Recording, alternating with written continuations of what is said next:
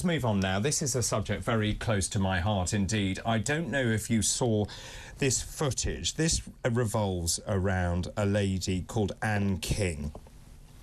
Now, her children were horrified when they looked at footage. She went into a care home, and when you choose a care home for your loved one, you try and find the very best one you can, and it is incredibly difficult, as I know only too well. And it is extraordinary, this, because they were very concerned about making sure that their mother, the children, were very concerned that the mother was being looked after. They paid £8,000 to look after her. And they then installed a secret camera to show what was going on. And if you are of a nervous disposition, look away now, because these are truly horrifying scenes of carers, supposed carers, manhandling this poor lady who is clearly confused and frightened and screaming. And I actually found this incredibly difficult to watch. And when you see this, she's been hit on the head there with a pillow.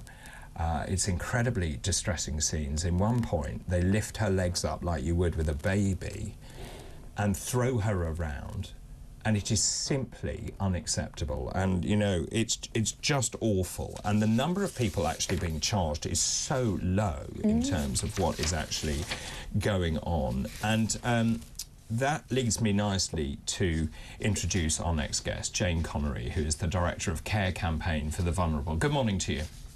Good morning, David. Thank you for having me on. Absolute pleasure.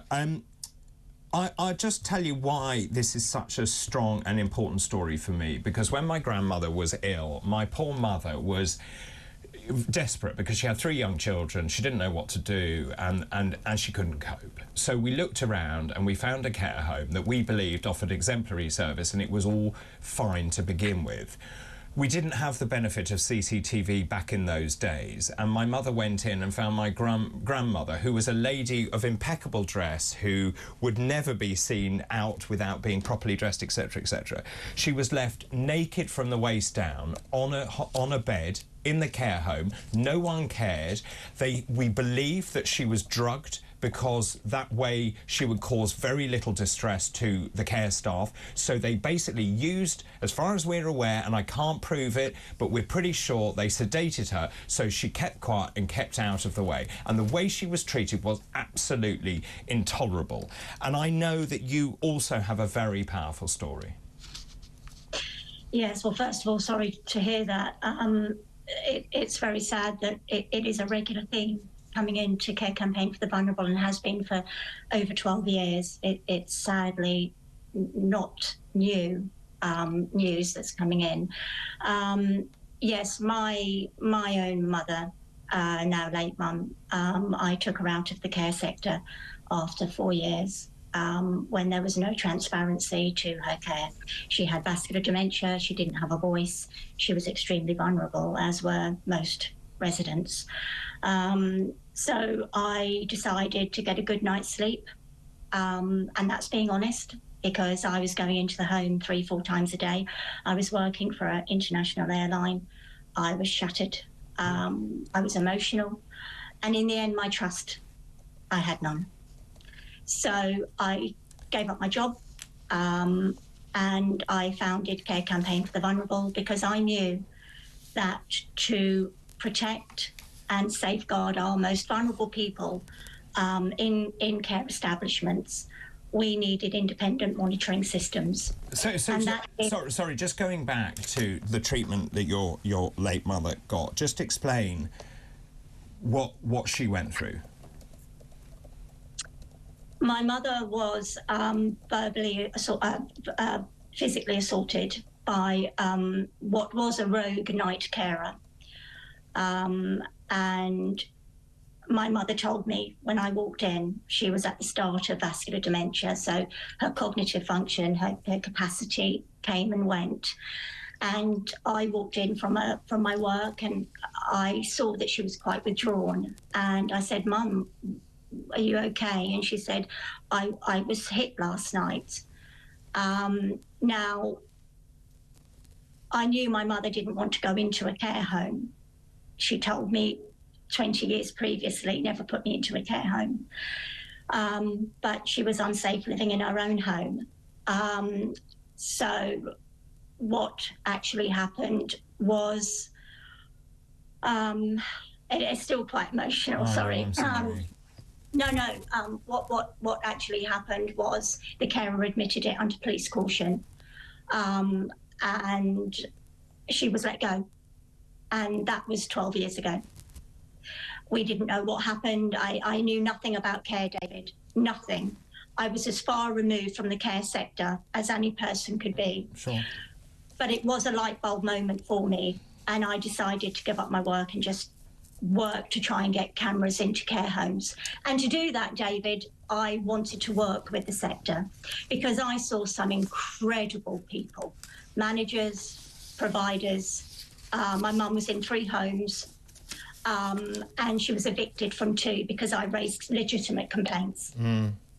And when you look back on what was going on, you do everything that you can, don't you, to protect the elderly and the vulnerable, and you put them into a care home, and then you have to let go because you can't be there the whole time. So you trust that people will give you the best possible service. Just in terms of that and the way that you've campaigned to do this, you've called for CCTV cameras to be fitted in care homes. It seems a very good measure. I mean, this also is very pertinent right now because of a drama called Fool Me Once, where they used a camera in that particular show as well. That didn't exist back in the day. So when you then went to the care homes and said, right, OK, I want CCTV cameras to be in those rooms, obviously with consent, were you met with any kind of pushback? Absolutely, 100%. I was told by one manager, not on my watch. We will never have safety monitoring in our homes. And that for me was, again, a moment that I thought, what have you to hide? Because for me, it was a preventative measure. And I didn't want to put in a hidden camera.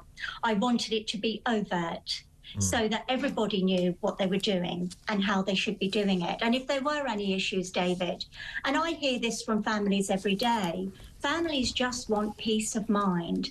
And I will say, and I think it's important to say, because I have the highest regard for carers, that carers come to us as well and we support them who are served with unfounded allegations, and they say, we want to work with cameras, we want to be protected. So I think it's an absolute no-brainer. And thankfully, we are now working with conscientious-led providers who are now piloting this technology with fantastic results. Good. Let me bring in Dr. Renee. Morning, Jayne. I mean, terrible to hear your story, and I do worry about the compassion in care. I think when working conditions are as bad as they are for staff, I think sometimes, not deliberately always, but sometimes that compassion goes. As you say, it's a no-brainer, really, for care homes to have these cameras. The question I said to David, just as I was off screen, was why would they say no? What's their reasoning? Well, their reasoning is privacy and dignity, and what people fail to look at now, and thankfully Care Campaign for the Vulnerable is working and collaborating with very, very prolific providers that are now putting it in bedrooms with consent. So, you know, we're not saying just go into a home and stick up a camera. No, that's not what we're saying.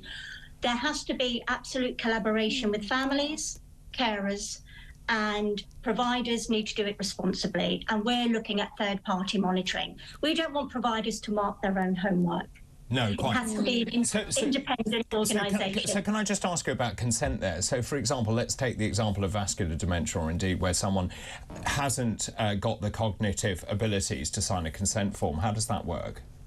Well, it would be lasting power of attorney. Or next of kin, and obviously a best interest. I go into best interest meetings every day with families, and the care sector works, you know, really hard with families to put the best interest. And I have to say that I work with incredible professionals every day, but we have to look at the sector as a whole and how transparent it is.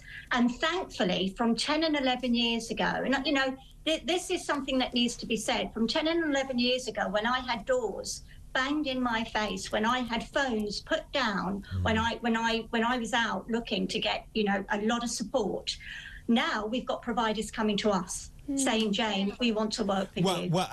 We want to do this. And you've done an amazing job. I mean, even the CQC, the Care Quality Commission, recognised the use of CCTV cameras must be the best way to look after older people in these homes. I mean, it really has been a one-woman battle, and congratulations to you. That's very kind. Thank you, David. I have had the most amazing support from Care Protect, and we've got providers like Signature Senior Living and Marie Malaband.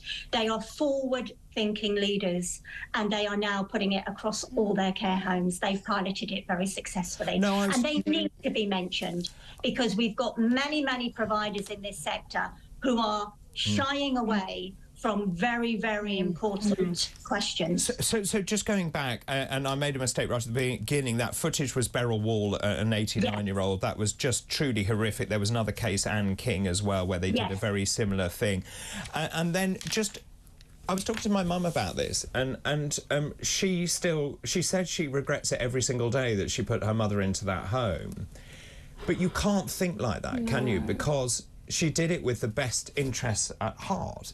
There is no way that you would know what the carers will do when your back is turned.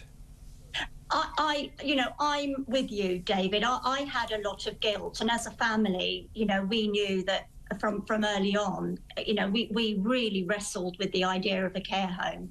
But I honestly would say, and I genuinely mean this, that if a provider had said to me, look, Jayne, we'll work together. You're worried your mum might be falling. There might be incidents, unexplained injuries, unexplained incidents.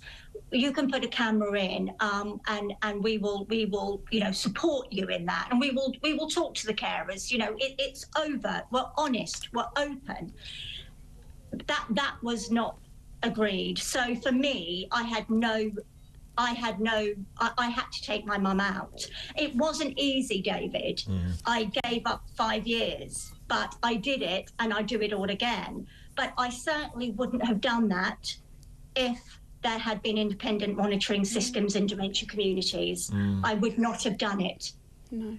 Jayne, can I ask one more question? I was actually just thinking that if you actually put the cameras in overtly, as you say, so that everybody in the home knows that they're there, I assume that the thinking behind that is that it would encourage carers to think carefully about how they are caring for the people that they are. Absolutely. And this is not hearsay. We're working at the moment with providers putting in these independent monitoring cameras. They're supported. Providers are supported through this, and they they're not monitoring it themselves. They have support with it, but there's an outside independent organisation of a team of professionals that are looking in every day on a retrospective basis, and it's working. They're calling it a game changer.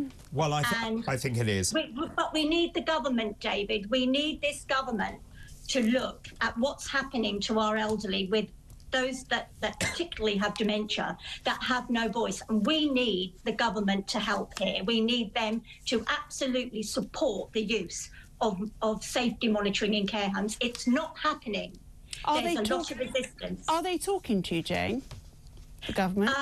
I've had the support from Joe Morrissey MP, and Dominic Grieve took it to Parliament in 2018, where about 4 MPs came. And you're right, they do need to act. I was just looking back here, and obviously we need to prevent things happening in the first place. When you look at the FOI request, 16 police forces responded, said they had 1,080 allegations in 2022. Of those 1,000, they managed to charge just 16. So it just shows that elderly people are being let down. Jayne, you said you lost 5 years, but I would say to you, you have gained so much in terms of looking after everyone else's relatives, and I just can't thank you enough. So many congratulations indeed. Thank you very much, David. Have a lovely day. Thank you. And you. That's Jayne Connery, their Director of Care Campaign for the Vulnerable. And she is on, I've just looked, she is on X under CCTV in Care, and it's worth having a look at the work that she does. Fantastic.